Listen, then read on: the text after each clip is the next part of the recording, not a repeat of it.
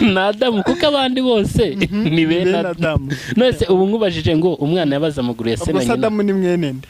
Nyina Adamu yaremwe n'Imana, niwe muntu wa mbere waremwe n'Imana. Ni mwene Mungu. Rero bivuze ngo undi muntu utari mwene Adamu niwe nyirubwite kuko abandi bose bakomotse kuri Adamu. Ngayo nguko. Ngareka ngubaza kandi koroshye nako kajya kaza muri ibyo biganiro byatyaza ubwenge. Akabazo karagira kati umwana yabaza amaguru ya se na nyina na mushiki we abona amaguru 7. Yanyuze mu yenzira kugira ngo abone amaguru 7.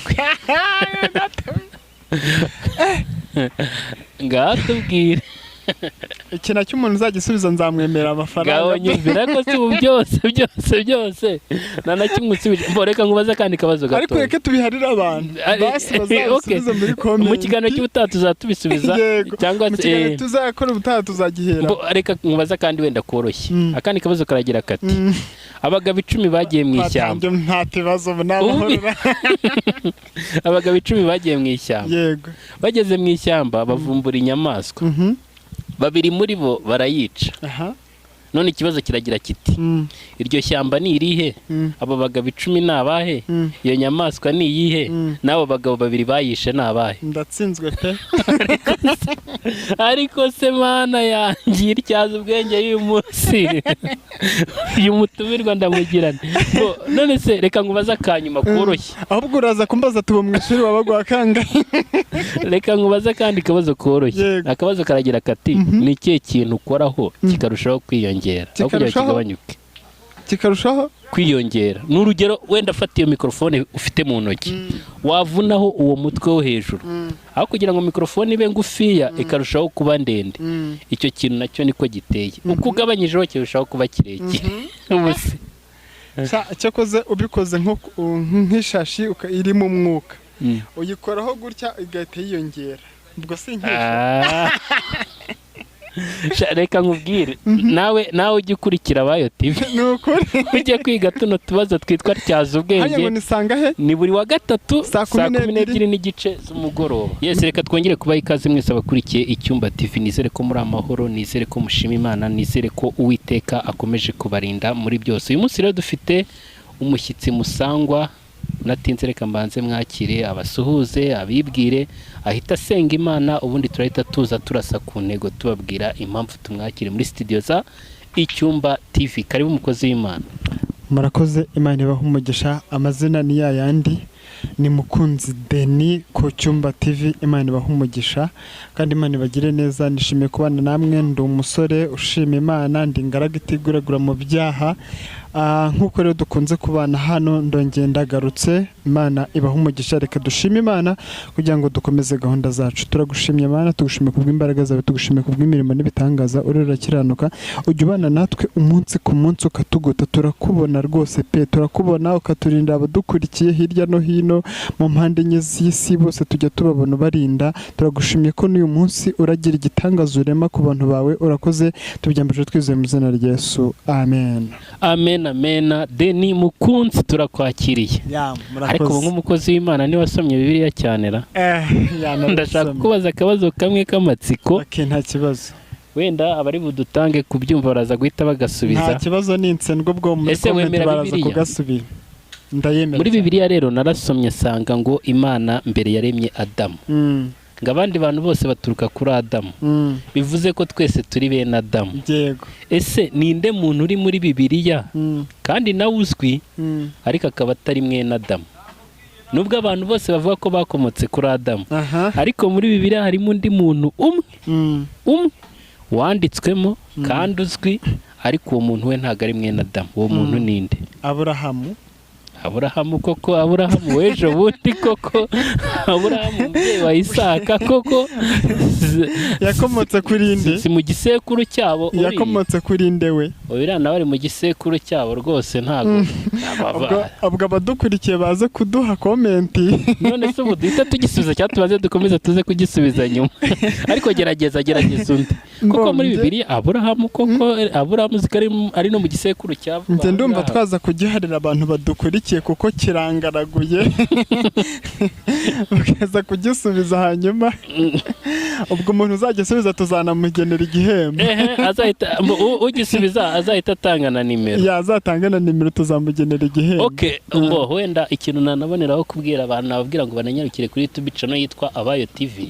Tujya tugira ikiganiro gitambuka buri wa gatatu. Buri wa gatatu saa 12 n'igice za nimugoroba. Bazajya basangaho utubazo nk'utu ngutu mu kiganiro cyitwa Tyaza ubwenge. Nuko ngo buri wa gatatu nuko bemeze. Ariko reka niki tugisubize wenda bumve ko nakabazo kaba gasaba abantu gutekereza. Nuko ngo nimba abantu bose ari bene Adamu, umuntu uri muri Bibiliya utari mwene Adamu na Adamu. Na Adamu kuko abandi bose ni bene Adamu. Nose ubu nkubajije ngo umwana yabaza amaguru ya se na nyina. Adamu ni mwene nde? Nyina Adamu yaremwe n'Imana, niwe muntu wa mbere waremwe n'Imana. Ni mwene Mungu. Rero bivuze ngo undi muntu utari mwene Adamu niwe nyirubwite kuko abandi bose bakomotse kuri Adamu. Ngayo nguko. Ngareka ngubaza kandi koroshye nako kajya kaza muri ibyo biganiro bya Tyaza ubwenge.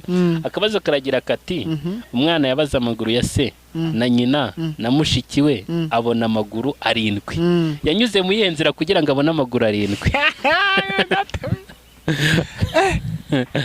Ngatubwire iki nacyo umuntu uzagisubiza nzamwemera amafaranga. Gaho nyumvira ko si byose nanakimwe usubije. Mboreka ngubaza kandi kabazo gato. Ariko reke tubiharira abantu basi bazasubiza muri comment. Mu kiganiro cy'ubutaha tuzatubisubiza cyangwa se tuzakora ubutaha tuzagihera. Reka ngubaza kandi wenda koroshye. Akandi kabazo karagira kati abagabo 10 bagiye mu ishyamba. Nta kibazo n'amahoro.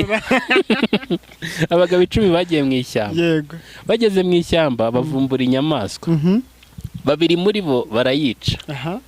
None ikibazo kiragira kiti iryo shyamba ni irihe?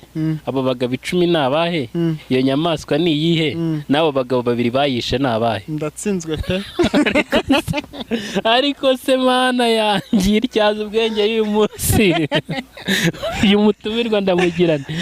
None se reka ngubaza kanyuma koroshye. Ahubwo uraza kumbaza tubo mu ishuri wabagwa kanga. Reka ngubaza kandi kabazo koroshye. Akabazo karagira kati ni ikihe kintu ukoraho kikarushaho kwiyongera aho kugira kigabanyuke? Kikarushaho kwiyongera. N'urugero wenda fata iyo mikrofone ufite mu ntoki wavunaho uwo mutwe wo hejuru aho kugira ngo mikrofone ibe ngufiya ikarushaho kuba ndende. Icyo kintu nacyo niko giteye. Uko ugabanyijeho kirushaho kuba kirekire. Ubuse cyakoze ubikoze nk'ishashi iri mu mwuka uyikoraho gutya igahita yiyongera. Ubwo si nk'ishashi.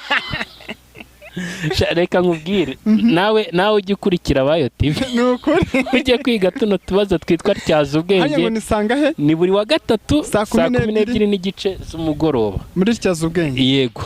Bo rero turakwakiriye umukozi w'Imana wenda ibyo bibazo abantu nibifuza ko tubisubiza barandika hasi muri comment tuzagaruke tubisubiza. Cyangwa se nabyo wenda tuzasange babisubije. Suko se nta kibazo.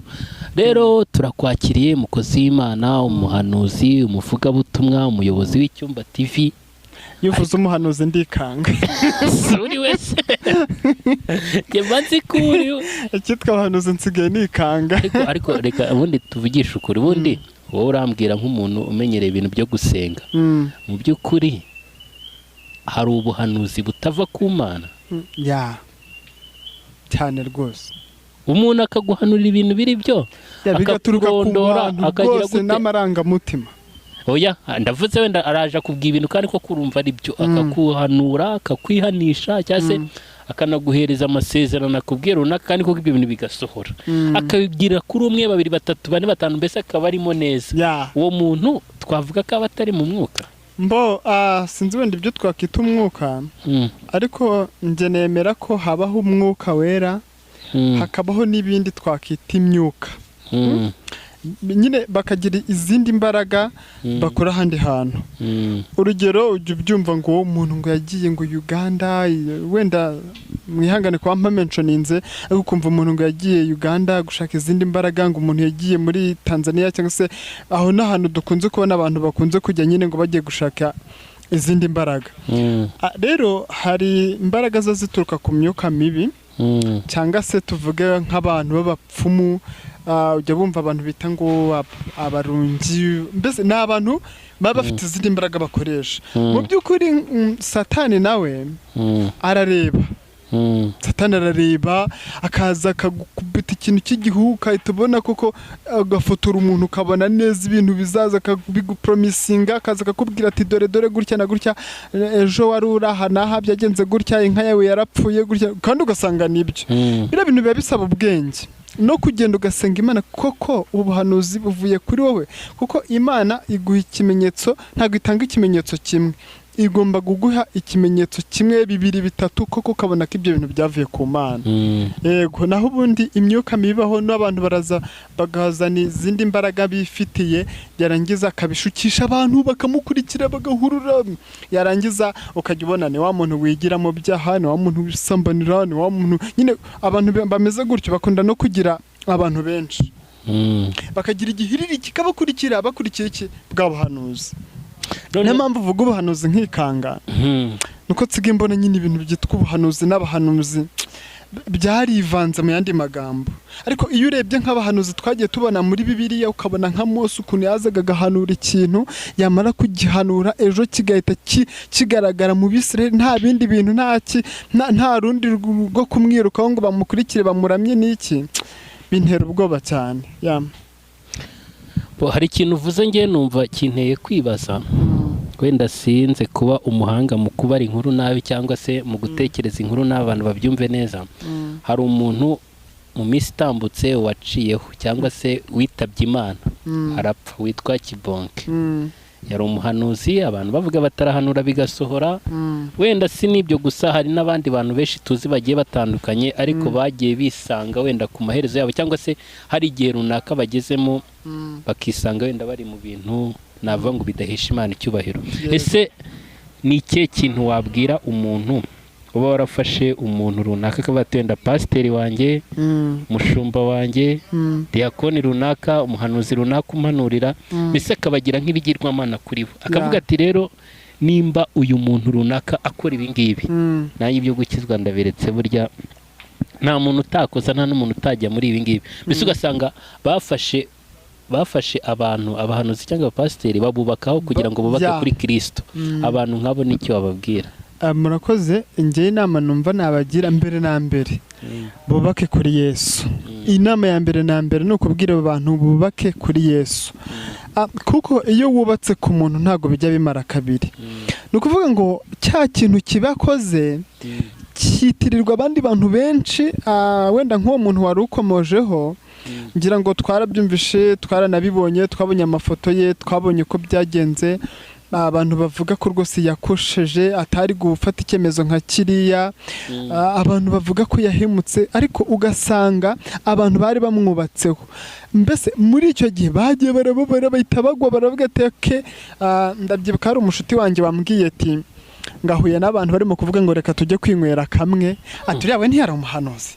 Uwo muntu urumva ahantu yari yubatse, bamaze kubyumva. Ni ukuvuga ngo we ubwo yaragiye arinywa, mbese ruvuga ngo yibagize bya bindi. Ni ukuvuga ngo wowe yari yubatse ku muhanuzi, kandi ikindi kintu kubaka ku muhanuzi bigira ingaruka, kuko iyo aramutse aciye ku mpande, iyo aramutse abushanyije n'ubushake bw'Imana, ko si wenda sinavuga ngo ni ubushake bw'Imana, iyo aramutse nyine atannyeho gato, ba bantu bamwubatseho baragenda bose, icyo gihiriri kikamukurikira.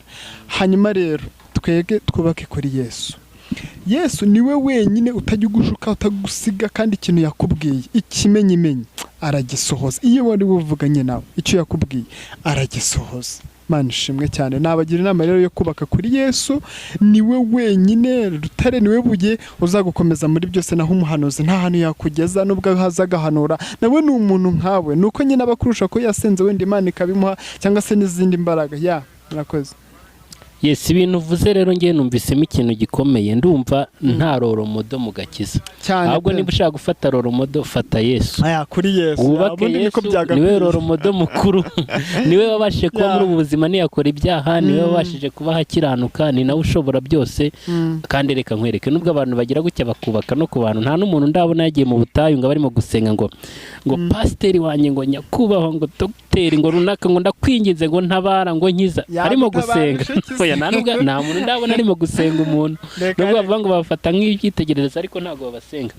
Turimo turagana rero ku musozo, wenda ndumva nta bintu byinshi ndaza kukubaza uyu munsi, ahubwo ndifuza ko umuntu yifuza wenda kuza hano ku Cyumba TV, yifuza gutanga ubuhamya, yifuza kuvugana namwe, ese ni kubuhe buryo yababonamo?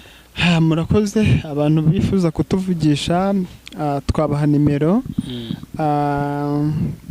baduhamagaraho, ushaka kuza gutanga ubuhamya, ushaka kuza kuvuga Imana, ushaka kuza mbese kutuganiriza muri rusange, twatanga nimero mwaduhamagaraho. Nimero zacu ni 078 43 79 376. ubwo na babandi bakanyenyeri ni Mukunzi Denis. ariko n'abantu bari single bafite iyerekwa barita nabo baritambutse. Ubwo baritambutse nta kibazo ko nabivuze se nkitangira ko nkiri umusore utigaragura mu byaha. Okay, rero reka wenda hari umuntu ushobora kuba twumvise akavuga atari kuwe atari kuko nanjye narubatse kuri pasiteri we ngo hari n'umuhanuzi runaka narubatseho, ni ukuri mu nsengere nubake kuri Kristo. Yego. Sengera umuntu umeze gutyo. Mboka tubasengerera abantu bagenda bumva ibyo bintu, abahanuzi badukoze isoni bakagenda babivanga bakatwicura ubuhamya, ugasanga abantu barimo uziko usanga abantu barabaye igitutsi kubera ibyo bintu. Ahubwo ibintu birakomeye cyane, Imana idufashe, sinzi ukuntu byazacika, ariko nyine abantu bubake kuri Yesu wenyine, ni bubake bagende basoma amagambo yo muri Bibiliya azabakomeza, azabahumuriza, nibwo buhanuzi butavangiye. Sindwanyije ubuhanuzi ndanabukunda, ariko basi ukagira uko bitwara ukanabisengera utaretse kubyubakaho cyane ngo umuntu yabikubwiye. Katubasengera Imana rero igira ikikora. Tagushimye Imana wakoze abanye natwe mu kiganiro. Tagushimiye ko data ukomeza kuduha imbaraga umunsi ku munsi. Tagushimiye ko ukomeza kutwiyereka, komeza kubona natwe dushyigikire aba bantu data badukurikiye. Ndakwinginze kugira ngo barokore babature, abagenda bumva imiyaga n'imiraba, ibihuha, bagenda bubaka ku bahanuzi, ku bakozi Imana batandukanye, ejo bakabona babasebeje babatamaje. Ndakwinginze kugira ngo bahimbaraga Mana, ubakomeze umutima, bubake kuri wowe, kubera ko ni wowe udahinduka. Nubwo abantu bahinduka, ni wowe wenyine udahinduka ngo ubatererane udusige. Urakoze urakarama natwe kandi twongeye kugaruka amahoro tuzagushima, tugusabye twize mu izina rya Yesu, amen. Imana ibahe umugisha cyane. Murakoze cyane rero. Ibiganiro nk'ibi nakagaruka ku Cyumba TV, kora like, kore subscribe, kore share, ubundi ubwo tuzaba twivuga imyanya myiza tuyimye, dusingira dusabanira mu ijuru kwa mahoro ahoraho. Icyo giteramo cy'abera ngewe uri kuvuga nzakibemo, n'uyu muntu uri imbere Denis azakibemo, ariko nawe urimo kutureba nimba uri kuturebera mu gatelefone nta kibazo uzakibemo, nimba uri kuri tablet uzakibemo, mu izina rya Yesu Kristo, amen.